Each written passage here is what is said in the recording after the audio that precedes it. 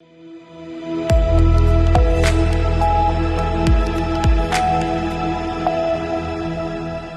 के बाद एक बार फिर से सभी का स्वागत है सी न्यूज़ भारत में।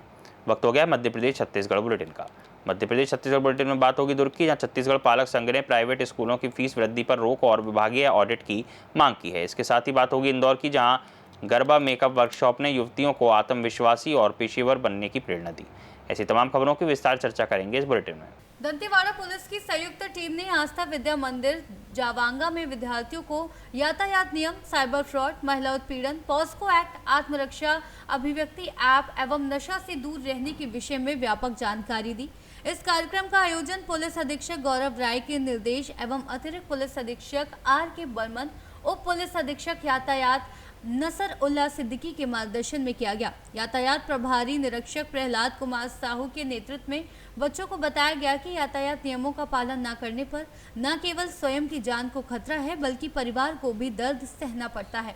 वाहन चलाते समय सीट बेल्ट व हेलमेट पहनने, शराब पीकर वाहन न चलाने, बिना ड्राइविंग लाइसेंस के वाहन संचालन न करने, नाबालिगों को वाहन न चलाने, ओवर स्पीडिंग न करने, मोबाइल फोन का उपयोग न करने जैसे नियमों का पालन जरूरी है।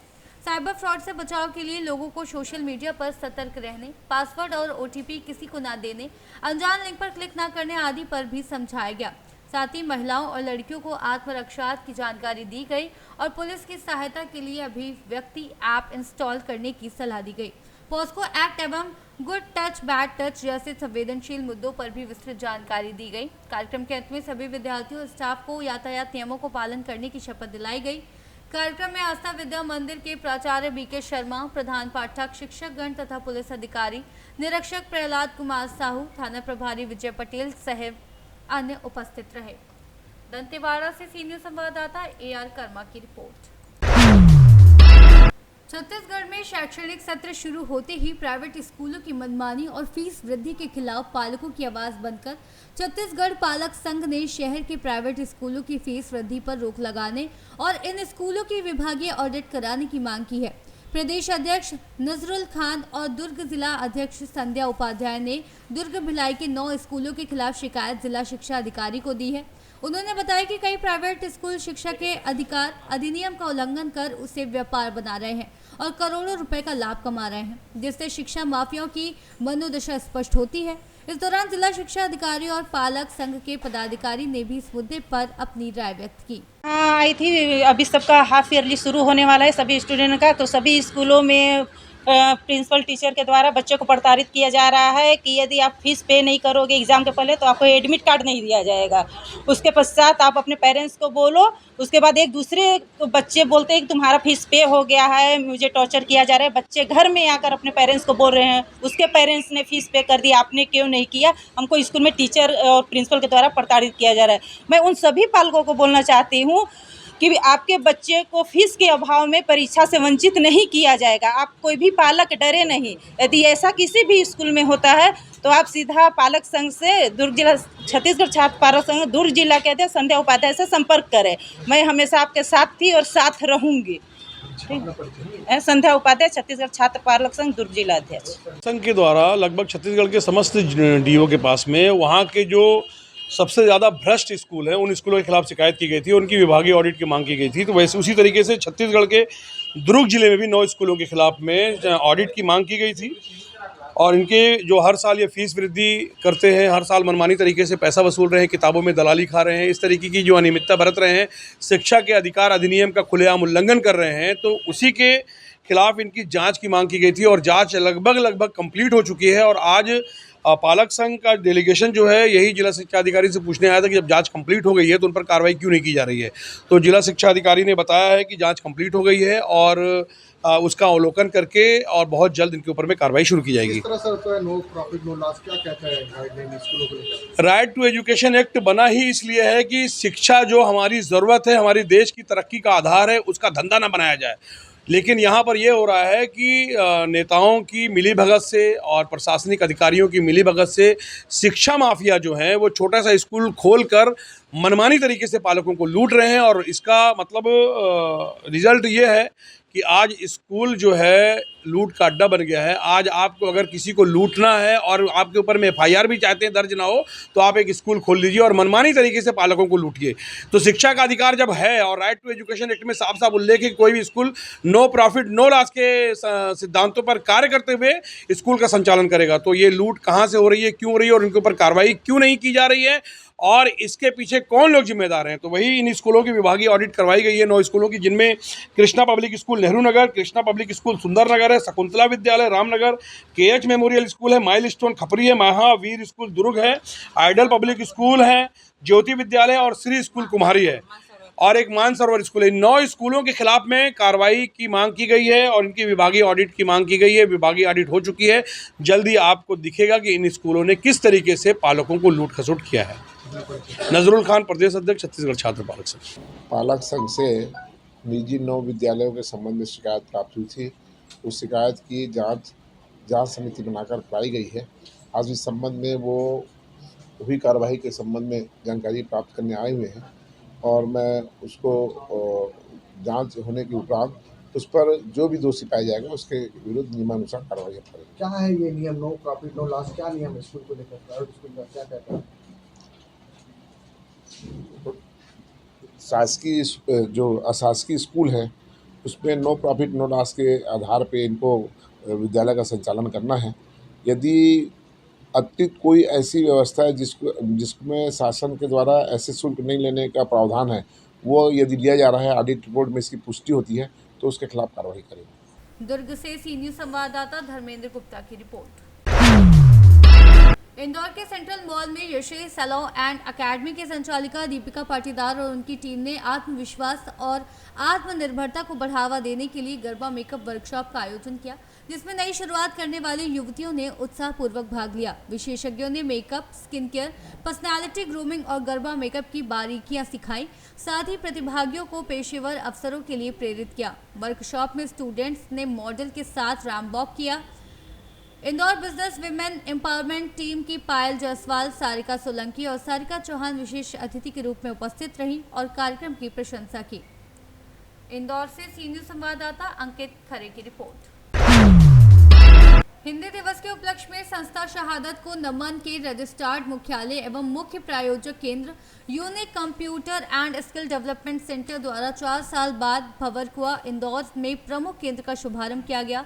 इस अवसर पर अंदाज मेगा कंपटीशन में गीतांजलि, काव्यांजलि, नृत्यांजलि, प्रश्नोत्तरी, टैलेंट शो, ओपन माइक और लकी ड्रॉ जैसे कार्यक्रम आयोजित किए गए।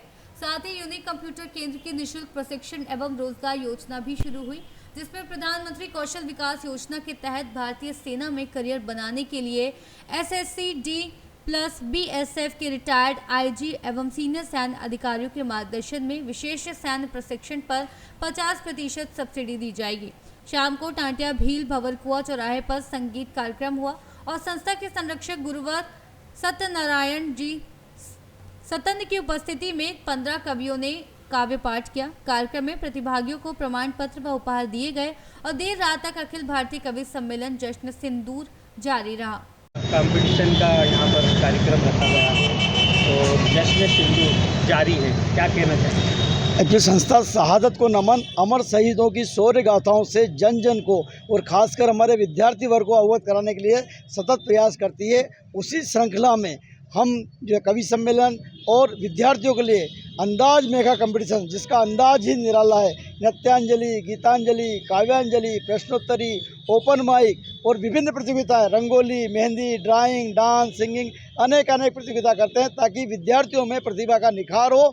और आज से हमने विभिन्न शिक्षण संस्थाओं में इस योजना को शुरुआत की है और संस्था शहादत को नमन का रजिस्टर्ड ऑफिस अभी तक ये मेरे गृह से संचालित होती थी, आज से ये भंवरकुआ केंद्र का भी उद्घाटन किया है और साथ में संस्था शहादत को नमन का रजिस्टर्ड ऑफिस और जो मुख्य केंद्र है जो कि हमारी संस्था शहादत को नमन के लिए जो धन की आवश्यकता होती है कार्यक्रम के लिए, उससे हमने आज तक किसी से कोई सहयोग नहीं लिया है और खुद की आय से, और उसका मुख्य सहयोगी संस्थान था यूनिक कंप्यूटर एजुकेशन और डिफेंस अकादमी जो कोरोना काल से बंद था, उसे पुनः जीवित किया है और आज का मुख्य केंद्र भंवरकुआ पर संचालित किया है, जिसके 11 केंद्र और भी संचालित होंगे। तो उसके उपलक्ष्य में आज हमने सुबह 10 बजे विशिष्ट स्कूल ऑफ मैनेजमेंट में इसकी शुरुआत की। वो अखिल भारतीय कवि सम्मेलन हमारे अंतर्राष्ट्रीय कवि श्री शिव शरण जी यादव जी के संचालन में अभूतपूर्व कार्यक्रम हुआ। और आज की ये सुहानी शाम हमने भौरकुआ या टाटे भील मामा के परिसर में आयोजित की है। और लगता है यहाँ विद्यार्थी वर्ग का उत्साह देखते हुए कि हम लगातार महीने में कम से कम एक प्रोग्राम हम यहाँ पर करेंगे, ताकि विद्यार्थियों को भारतीय सेना की शौर्य गाथा से बताएं।